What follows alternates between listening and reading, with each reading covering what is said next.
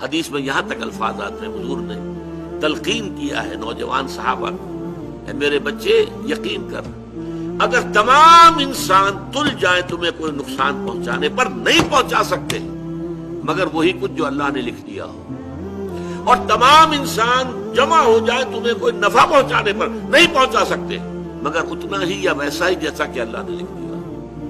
تو انسانوں سے کیا ڈرنا، نہ انسانوں سے کوئی توقع نہ امیدیں، اس کی امیدیں قلیل، اس کے مقاصد جلیل۔ انسانوں سے امید نہ رکھو، اللہ سے امید رکھو، ساری توقع اس سے رکھو، سارا بھروسہ اس پر رکھو، کسی اور پر توکل نہ ہو۔ یہ ہے در حقیقت مرتبہ ولایت، مقام ولایت، اور اس میں جیسا کہ یہاں آیا اب ان کے اوپر فرشتوں کا نزول ہوتا ہے۔ یہ فرشتے ہمیں محسوس نہیں ہوتے، لیکن یہ کیفیت جو بیان کی جا رہی ہے اس کا احساس صاحب ایمان کو ہوتا ہے، وہ چاہے نظر نہ آئے فرشتے، اور فرشتوں کا قول چاہے ہم اپنے ان کانوں سے نہیں سنیں گے، فرشتوں کی بات سننے کے لیے دل کے کان ہیں۔ فرشتہ جو ہے وہ در حقیقت غیر مرئی ہے، وہ غیر مادی ہستی ہے، مادی نہیں ہے، وہ تو صرف نور پر مبنی ہے، نور سے بنا ہے اور نور ہے، لہذا ان کا تنزل ہوتا ہے۔ وہ کیا کہتے ہیں، اللہ تخافوا ولا تحزنوا، وہی نتیجہ، الا ان اولیاء اللہ لا خوف علیہم ولا هم يحزنون۔ زوال خوف و حزن، یہ دو چیزیں ہیں جو ثبوت ہے کہ واقعتاً اللہ پر ایمان موجود ہے، واقعتاً اللہ کی ربوبیت پر دل ٹھک گیا ہے۔ اگر دل پریشان ہے، یہ میرا نقصان کر دے گا، یہ مجھے تکلیف پہنچا دے گا، یہ میرا یہ کر دے گا، وہ میرا وہ کر دے گا، اس سے میری یہ بات بن جائے گی، وہ مجھے یہ فائدہ پہنچا سکتا ہے، لیکن کہتا ہے دعویٰ یہ ہے کہ اللہ پر ایمان ہے میرا، تو یہ در حقیقت یہ دونوں چیزیں ایک دوسرے کی بالکل متضاد ہیں۔ توکل، توقع صرف اللہ کی ذات کے ساتھ، اللہ تخافوا ولا تحزنوا، نہ خوف کھاؤ نہ حزن سے دو چار، وابشروا بالجنۃ التي كنتم توعدون، اور بشارتیں حاصل کرو، خوشیاں مناؤ اس جنت کی کہ جن کا تم سے وعدہ کیا جاتا تھا، اہل ایمان سے وعدے کیے گئے ہیں۔ وَلَكُمْ فِيهَا نَحْنُ أَوْلِيَاؤُكُمْ فِي الْحَيَاةِ الدُّنْيَا وَفِي الْآخِرَةِ، ہم تمہارے ساتھی ہیں، مددگار ہیں، پشت پناہ ہیں، حمایتی ہیں، دنیا کی زندگی میں بھی آخرت میں بھی۔ یہ نوٹ کر لیجئے، یہ دنیا کی زندگی میں ایک چوسر کی جنگ ہے، جیسے چوسر کی سڑک ہوتی تھی، حق و باطل کی جنگ جاری ہے۔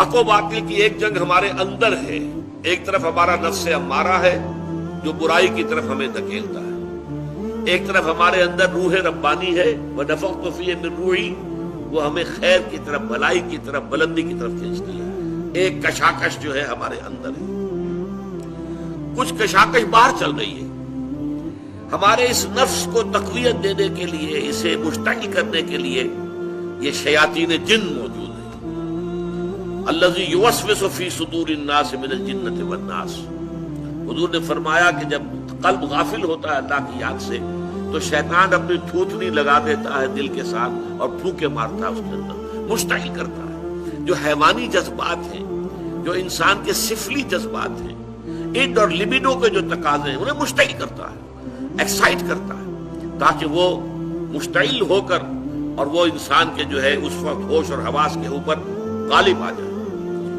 اس کے مقابلے میں فرشتے ہیں غیر مرئی، فرشتے جو ہیں وہ ہمیں روحانی طور پر تقویت پہنچاتے ہیں۔ ہمارے اندر کا جو خیر ہے، جیسے کہ ہمارے اندر کا شر، نفسانیت، اس کو تقویت پہنچانے والے شیاطین جن باہر موجود ہیں جو نظر نہیں آتے، اسی طریقے سے ہمارے اندر کا خیر، روحانیت، اس روحانیت کو تقویت پہنچانے والے ملائکہ ہیں جو خارج میں موجود، وہ بھی نظر نہیں آتے، یہ بھی غیر مرئی، وہ بھی غیر مرئی۔ مرئی لوگوں کے اندر بھی جو انسان ہیں، خیر کی طرف بلانے والے بھی ہیں، شر کی طرف بلانے والے بھی ہیں۔ آپ کا دوست یہ بھی کہے گا چھوڑو میاں، کیا کس چکر میں پڑ گئے حلال حرام کے، دیکھو فائدہ ہوتا ہے اس کام کے اندر، جس کام میں فائدہ ہو وہ کرو، اللہ اللہ کر سکتا۔